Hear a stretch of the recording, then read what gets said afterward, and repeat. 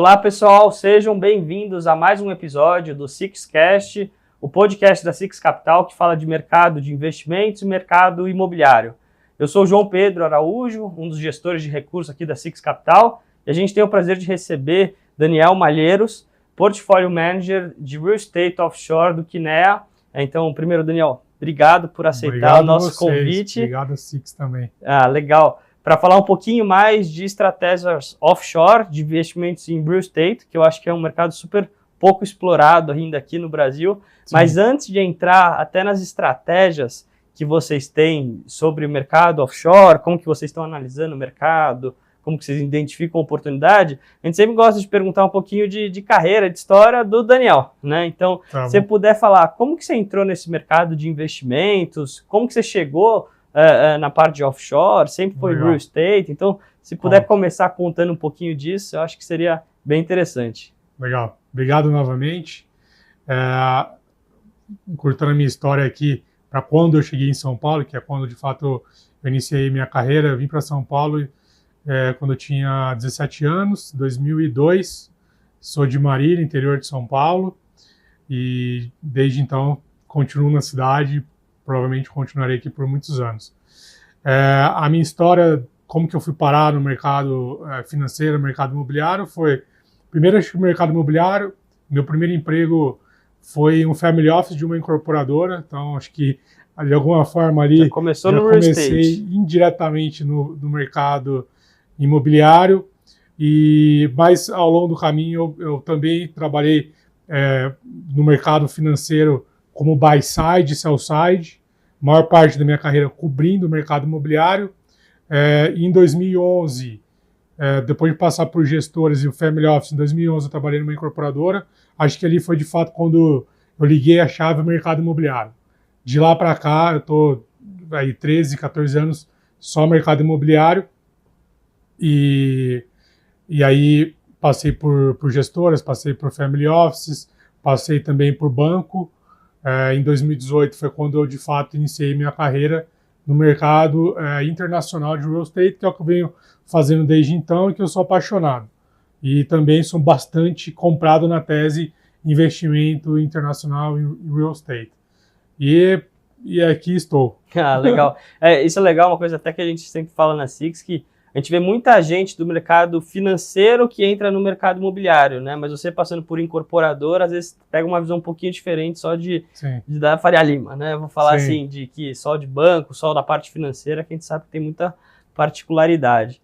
Então, muito legal, Daniel. Agora, já entrando aqui no Kinea, nos investimentos offshore, a gente sabe que não foi sempre que o Kinea investiu offshore, né? Então, acho que a pergunta que a gente queria fazer é por que vocês começaram a olhar para esse tipo de investimento? Então, o que fez brilhar os olhos de vocês? E quais são os objetivos que vocês têm agora que vocês estão com essa frente aberta, né? Legal. A Kinea é uma gestora, uma das maiores do Brasil, tem 130 bilhões de reais sob gestão. E desses 130 bilhões, a área imobiliária representa um pedaço relevante.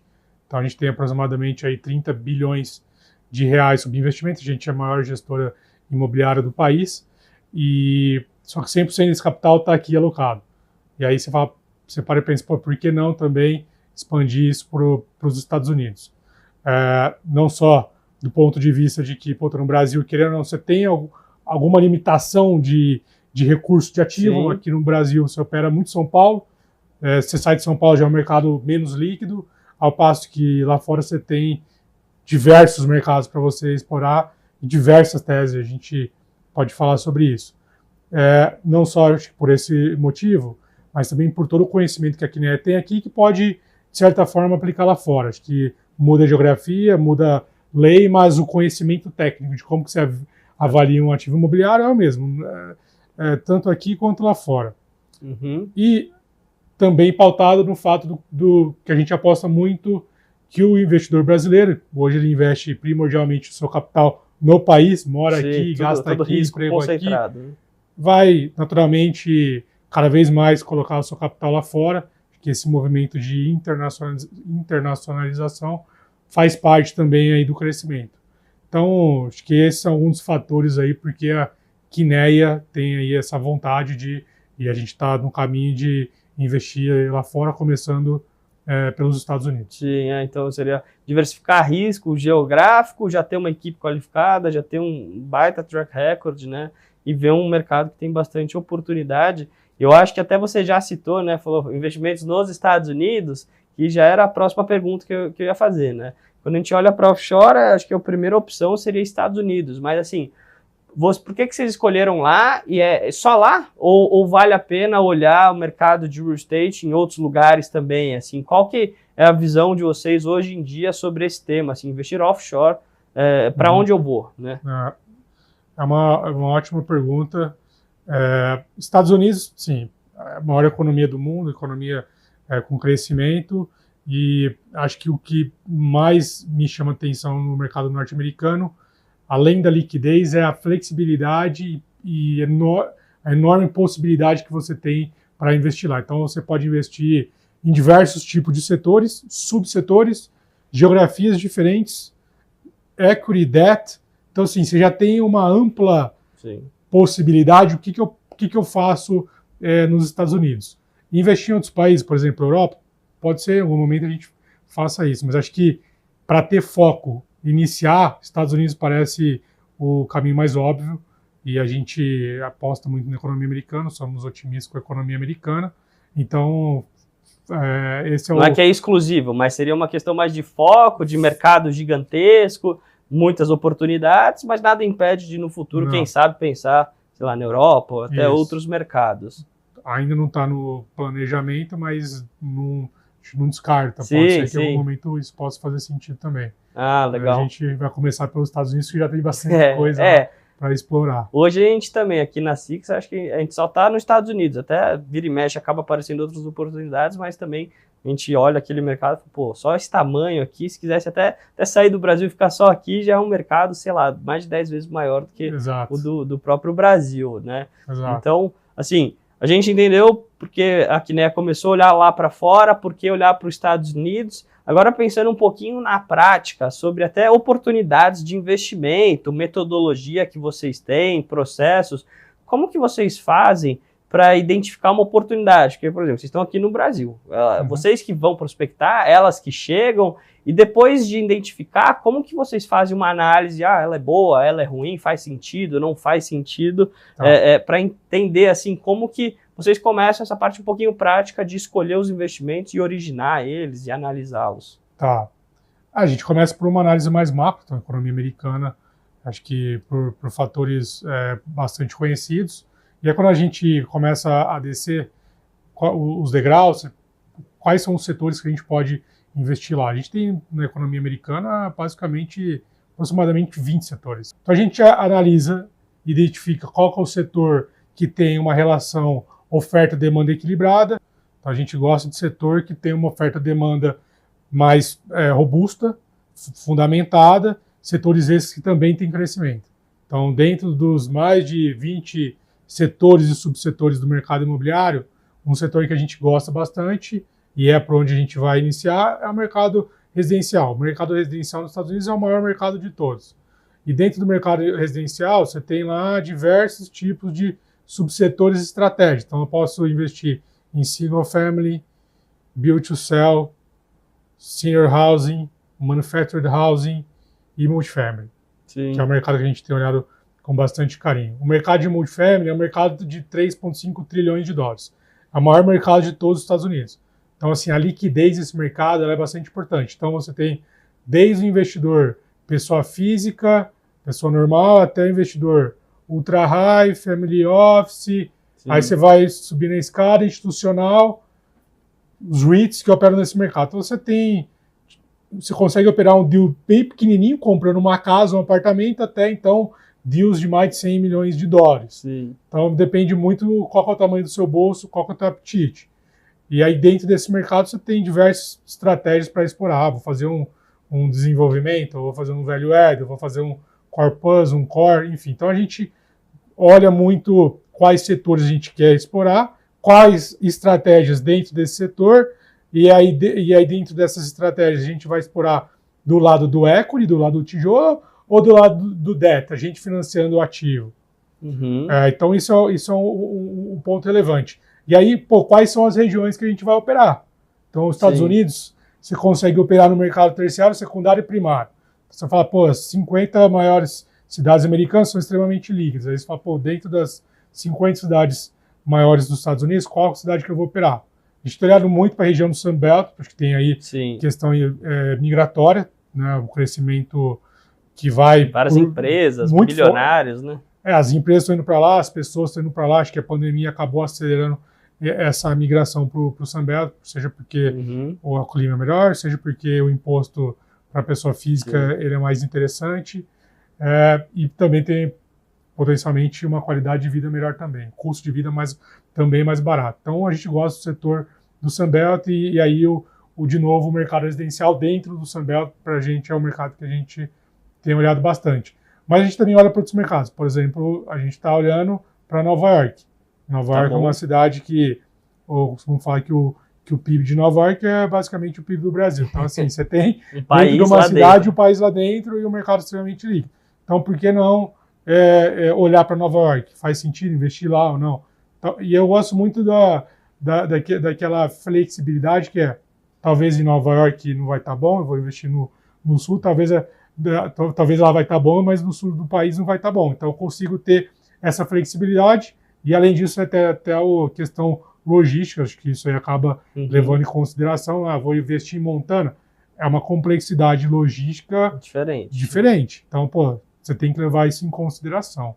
Então acho que não sei se eu respondi essa pergunta, super. Mas... Acho que deu para entender, acho que a fundamentação, até porque eu sempre costumo falar, aqui no mercado, acho que brasileiro, de fundo imobiliário principalmente, a gente vê muito a parte comercial, né? Então tem escritório, logístico, entre outros segmentos, e até tem um pouco de residencial, mas residencial de tijolo não tem, né? Multifamily, acho que até vale a pena, eu queria trazer essa pergunta, que eu acho que a gente nem combinou, mas você falou REIT, eu estou falando de fundo imobiliário, residencial e multifamily, que são talvez algumas diferenças que o mercado dos Estados Unidos tem e aqui no Brasil a gente não tem tanto, né? Então, por exemplo, o que é uma diferença lá que você vê, ou semelhança de REIT com FII, e o que é o mercado lá de multifamily que a gente hoje não tem tanto aqui no Brasil também? Acho que tem uma similaridade grande entre os REITs e os fundos imobiliários. No final a gente está investindo em ativo imobiliário, mas a estrutura ela é um pouco diferente. Porque nos Estados Unidos você... Geralmente, para comprar um ativo imobiliário, um tijolo, lá você usa muito leverage, você usa a dívida e essa dívida lá fora ela tem um custo muito mais interessante do que aqui no Brasil. Então, claro, aqui no Brasil a gente tem algumas restrições para investir com dívida, comprando tijolo de um fundo imobiliário que negocia na bolsa. Então, você tem essa questão de estrutura. Além disso, lá nos Estados Unidos, que é um pouco diferente do Brasil, os REITs eles são o que eles chamam de internally managed. Então você tem uma estrutura gigantesca para fazer a gestão daquele REIT. E ele geralmente é no único setor. Então você tem lá analista, gerente, coordenador, diretor. Aí você tem diretor de incorporação, diretor de projeto, diretor de marketing. Você tem uma série de diretorias. Aí você tem um conselho. Então é uma estrutura que parece muito mais com uma Multiplan, uma Iguatemi, do que com fundo imobiliário. Uma empresa mesmo, quase que uma capital aberta. Exato, né? Tem um leverage, enquanto que aqui, geralmente, os fundos de tijolo não tem dívida ou tem muito pouco dívida. São até mais passivos, né? Compra um imóvel, fica lá, recebe a renda, dificilmente vende, né? Lá mais profissionalizado, pode chamar assim, até mais evoluído, talvez, né? Acho que é um pouco diferente a estrutura. Acho que a estrutura, até a própria contabilidade, ela é um pouco diferente, né? Então você deprecia o ativo lá, por você depreciar o ativo, seu lucro líquido é menor, e aí você paga em cima do seu lucro líquido, não em cima do seu lucro caixa. Então isso também muda um pouco para o Brasil. E aí você tinha perguntado sobre multifamily, né? Multifamily, de fato, é um mercado que está iniciando no Brasil, acho que está crescendo. Quais são assim, as principais diferenças que eu enxergo multifamily Estados Unidos para multifamily Brasil? Se puder só fazer um parênteses, explicar aqui o que é o multifamily, para aquela pessoa que não sabe, né? Depois talvez fazer a comparação Brasil e fora. Explica, vamos ver se eu explico bem isso. Mas multifamily basicamente é você comprar um ativo que é um prédio com vários apartamentos que você é o único dono daquele prédio. Diferente de você, pô, eu comprei um apartamento e agora eu estou alugando aquele apartamento. Não, geralmente multifamily você só tem um único proprietário e você gerencia aquele ativo. Então lá nos Estados Unidos isso é muito comum. Então quem detém grande parte das residências dos Estados Unidos, os apartamentos, são realmente entidades que operam no formato de multifamily, uma gestão extremamente profissionalizada. Aqui no Brasil a gente está caminhando para isso. Sim. Você tem aí um fundo que detém um único ativo e ele faz a gestão daquele ativo. Sim. Então esse é o multifamily. Ele não vende as unidades, né? Ele faz a locação e se ele quer vender, ele vende o prédio inteiro. Né? É isso, exatamente. Então você vai vender o ativo, você não vende o apartamento, você vende o prédio inteiro. Essa é a dinâmica. E lá nos Estados Unidos acho que tem um ponto que difere um pouco da nossa cultura, que o americano ele muda muito de geografia ao longo do tempo. Então, eu, sei lá, nasci na Flórida, estudei lá, eu vou fazer uma faculdade longe, é mais comum, em Nova York, na Colômbia, terminei a faculdade, já vou morar agora lá em Los Angeles, trabalhar numa empresa de tecnologia, empresa de tecnologia agora com essa migração para o Sunbelt, acabou de abrir um escritório. Voltou para a Flórida. Então, assim, você gira muito, né? Então, o americano, ele tem menos esse apelo de comprar a casa, aquela coisa o sonho da casa própria, né? Da casa própria. Então, o americano gira muito, ele paga mais aluguel. E eu acho que esse é um dos grandes motivos. Sim. Eu acho que aqui o Brasil tem esse apego, talvez foi um trauma de inflação, muita gente falou, pô, concentra seu dinheiro num imóvel, lá fora não, né? Acho que até culturalmente, que nem você falou, as pessoas saem de casa mais cedo do que no Brasil, né? Então você fez, sei lá, 17 anos de faculdade longe, você vai embora, né? Então aí você tem que alugar. Estou em 3 casas diferentes ao longo da minha vida. Eu vou ficar aqui por muitos anos aí, então você está mais restrito do ponto de vista geográfico, né? Sim. E aí, falando de oportunidades específicas aqui até, Daniel, e você falou um segmento de multifamily, tá? Mas aí você falou, pô, vou investir em multifamily, no Sunbelt, nos Estados Unidos, decidir tudo. Mas como você encontra as oportunidades? Fala, pô, eu quero aquele prédio que vai ter 100 apartamentos, vai começar a construir, ou não, esse prédio que está pronto, vocês que vão atrás daquilo, como que vocês fazem essa escolha do ativo? Assim, eu nem sei se você pode dar algum exemplo, até se tiver algum exemplo real, é legal falar, pô, eu quero comprar esse ativo, imagino ter uma renda de tanto, do prazo tal. Como que vocês olham esse tipo de coisa? Então assim, quando a gente... Então, vamos falar, estamos olhando para o Sunbelt nos Estados Unidos. Quais mercados do Sunbelt a gente está olhando? Então, a gente mapeou lá as principais cidades que, do ponto de vista de crescimento demográfico, que devem continuar indo bem ao longo de muitos anos. Então, definimos lá, por exemplo, Dallas, Houston, Miami e Atlanta. Então, já tem bastante coisa aqui. Então, a gente está olhando essas cidades. Tá, dentro dessas cidades aqui, quem são os principais players? A gente se aproxima dos principais players. Quem são os principais brokers? A gente se aproxima dos principais brokers. E aí é muito networking e muito você ir lá e falar com o cara pessoalmente. Quando você sai daqui, você vai para os Estados Unidos, vai fazer uma reunião com o cara fala, pô, ele está interessado em fazer negócio. Sim. O americano sentou com você, ele sempre vai pensar, como eu vou ganhar dinheiro, eu vou fazer negócio junto com esse cara. Sim. Esse é o mindset de americano. Então, você consegue ir desenvolvendo relacionamentos ao longo do tempo e você consegue também ter pessoas que chegam até você porque elas sabem que você está operando naquela região específica. Então, a partir do momento que você começa a investir, as pessoas também chegam em você. Não é só assim, você vai prospectar.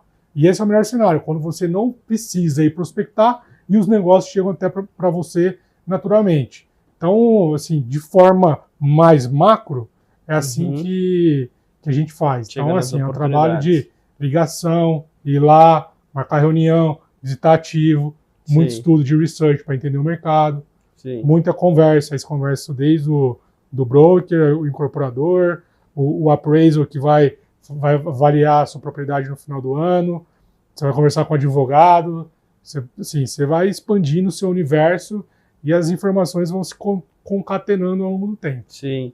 E você falou, acho que até antes da gente começar o podcast, aqui nas primeiras perguntas, sobre dívida e equity, né? E eu entendo que vocês olham os dois, talvez independente, né? Como que vocês avaliam essas diferenças, até rentabilidade, né? Ou segurança? Você tem preferência por um ou por outro? como que vocês olham essa dinâmica de, hoje eu quero fazer mais dívida, ou não, hoje eu prefiro fazer mais equity, ou esse ativo faz mais sentido para mim na dívida ou no equity? É mais ou menos essa a dinâmica que vocês têm? É mais ou menos isso. A gente, acho que depende, acho que é deal by deal.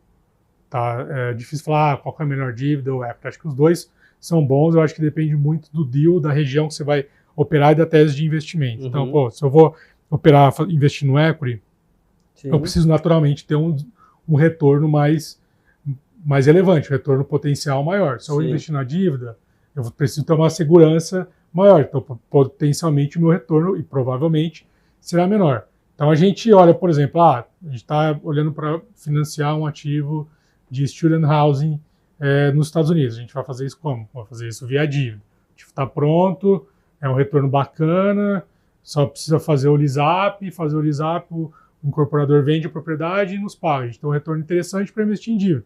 A gente está olhando para oportunidades para investir em desenvolvimento imobiliário multifamily no Sunbelt.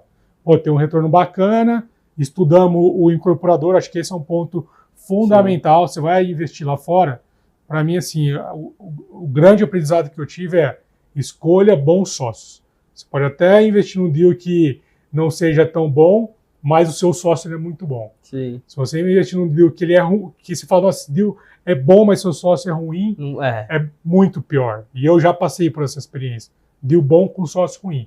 Então, assim, é muito importante você conhecer seu sócio, fazer toda a checagem, tentar pegar referência com outras pessoas. Então, a gente olha muito isso na hora de investir, tanto do lado do equity quanto do lado do debt. Tá. Daniel, pensando também agora o investidor passivo, né? Que é aquele que tem investimentos no Brasil, conhece o mercado imobiliário brasileiro, tem um interesse em investir lá fora. Quais dicas você dá para esse cara, seja para ele investir sozinho ou nos produtos de vocês? Assim, é possível acessar esses produtos? O que ele pode ter de expectativa de ter de retorno? O que é bom ele estudar? Então, assim, a pergunta é a seguinte: se o investidor quer entrar lá fora, quais dicas você dá para ele? Eu acho que a principal dica é exatamente o que eu acabei de falar.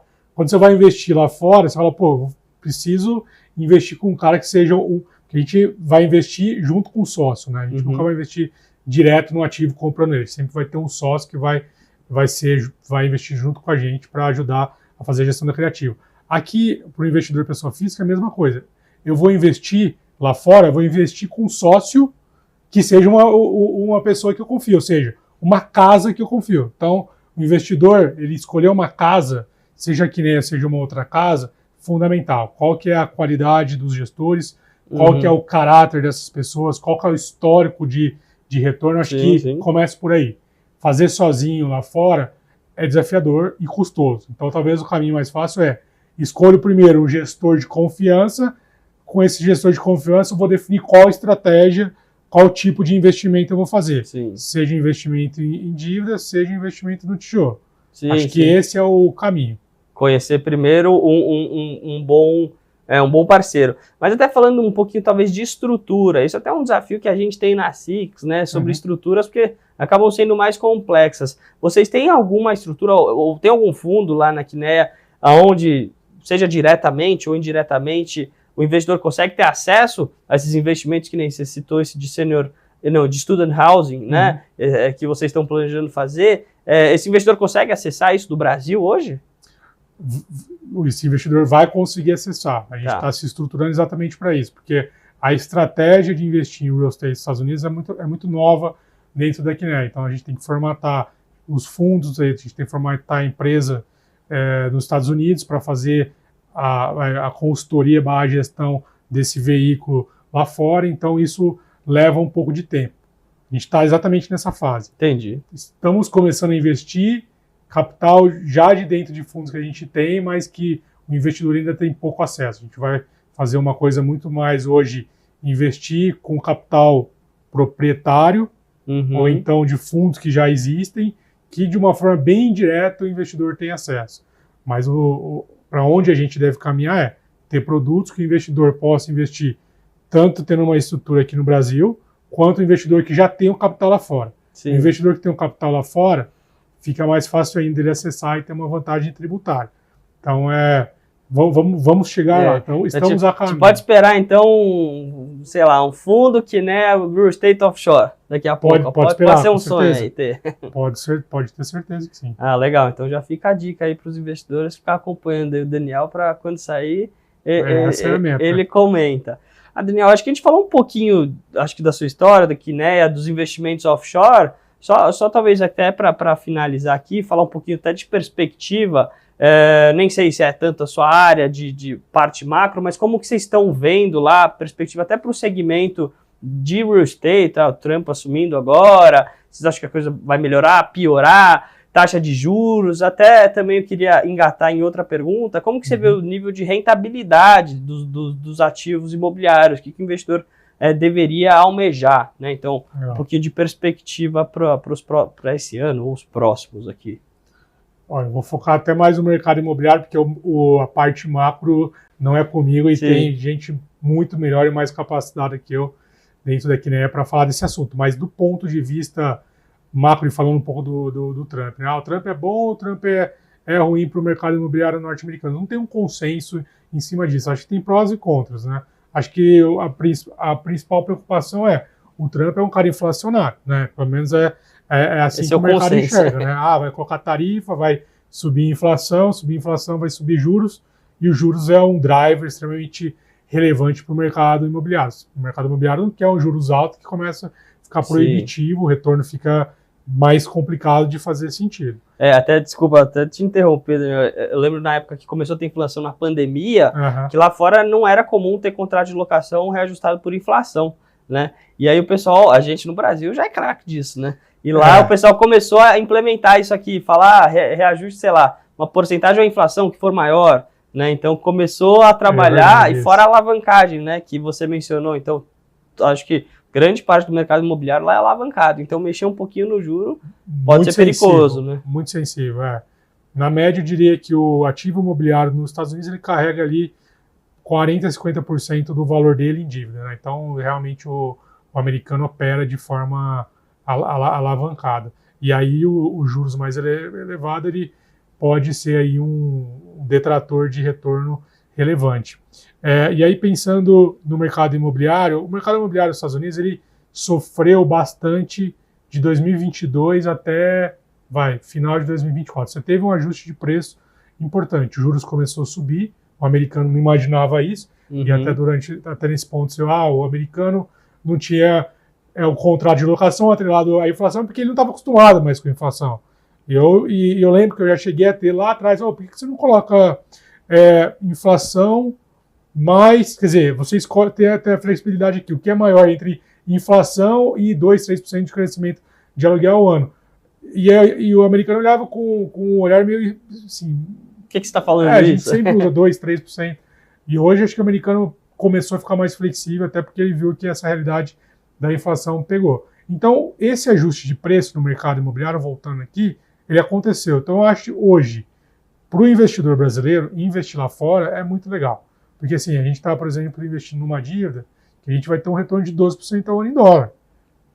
Para a economia mais segura do mundo, 12% ao ano em dólar é bastante coisa. Sim. Então, tem aqui... E não é que é arriscando, né? Você tem um ativo muito maior do que a dívida, garantindo ali, eventualmente. Exato, você tem o colateral, a garantia do ativo. Então, é um retorno interessante. Do lado do equity, acho que você tem que ser mais seletivo. Né? Não que na dívida você não vá ser seletivo. Mas do lado do equity é onde você tem menos margem para erro. A gente está olhando para desenvolvimento, estamos olhando para value add, estamos olhando para core plus. A questão é, do lado de desenvolvimento, qual que é a tese que eu acredito bastante? E é uma tese um pouco contrarian, você investir no sul dos Estados Unidos, e onde teve um ajuste de preço, você investir num projeto hoje, você vai saber o resultado disso daqui 4, 5 anos. Esse projeto vai demorar 3 anos para ficar pronto. Sim. Você está tendo, né, você está passando lá fora por um pico de oferta. Então a gente chegou já no pico de oferta, e esse pico de oferta começou a cair. E pelo fato dos juros ter subido, ficou muito caro para você desenvolver um novo ativo. Então você não tem muitos novos projetos sendo iniciados. Um gap ali, né? Então... Tem um gap que vai surgir daqui 2 anos. Então daqui 2 anos, quando as entregas do que foi iniciado agora acontecerem, você vai ter um gap de oferta muito relevante. a vacância vai bicar para baixo e vacância para baixo, preço para cima. Então, acho que essa janela é uma janela interessante, mirando a saída daqui 3 anos. Sempre com cuidado da dívida, da análise, dado esse contexto macro também, né? Total, assim, você tem que ser conservador na sua estimativa. No seu cenário básico, você não conta que esse cenário possa acontecer, acho que você tem que ser bastante conservador, mas eu acredito que tem um potencial de ganho aqui relevante na saída por conta disso, que é exatamente no momento que a oferta vai estar baixa no mercado. Sim, você e vai lá ajusta rápido o preço. E a liquidez, né? Lá, tudo... Quando eu vejo o que é engraçado, lá, quando fala que demora, tem uma crise, já voltou, vendeu Muito rápido. E aqui não, aqui muito é tudo rápido. muito mais longo, né? Que O mercado é muito líquido, muito transacional. Um ativo passa por várias mãos ao longo do tempo, várias mãos. Então, realmente, você consegue investir com rapidez e liquidez. Legal, Daniel. Acho que, primeiro eu queria agradecer aqui, a gente conseguiu passar um pouquinho de tudo rapidamente, né? Falar daqui, né? Falar do seu histórico, como vocês analisam tudo, até perspectiva, né? Então, queria agradecer sua participação aqui no nosso podcast. Estamos de portas abertas. Até vou abusar aqui, se alguém tiver dúvida, perguntar, a gente tenta acessar aqui o Daniel para tirar as dúvidas. E, novamente, muito obrigado. Se quiser deixar uma palavrinha final, alguma dica aqui para algum investidor que quer olhar lá para fora, fica à vontade aqui, Daniel. Obrigado, João. Obrigado a Six Capital pelo convite. Para mim é um prazer, uma honra estar aqui. Acho que a mensagem para o investidor vamos começar a colocar o capital fora do país. Você já está exposto aqui no Brasil, vamos começar a colocar o capital para fora do país, diversificar aqui o seu portfólio de investimentos. Acho que essa aqui é a única dica que eu dou para o investidor. E escolher uma casa com muita qualidade para te ajudar nessa empreitada. Legal. Obrigado, pessoal. Aproveita para seguir, curtir, comentar nas redes sociais, que vocês ajudam aqui a gente fomentar podcasts legais aqui, igual a gente está fazendo hoje aqui com o Daniel. Obrigado e até a próxima.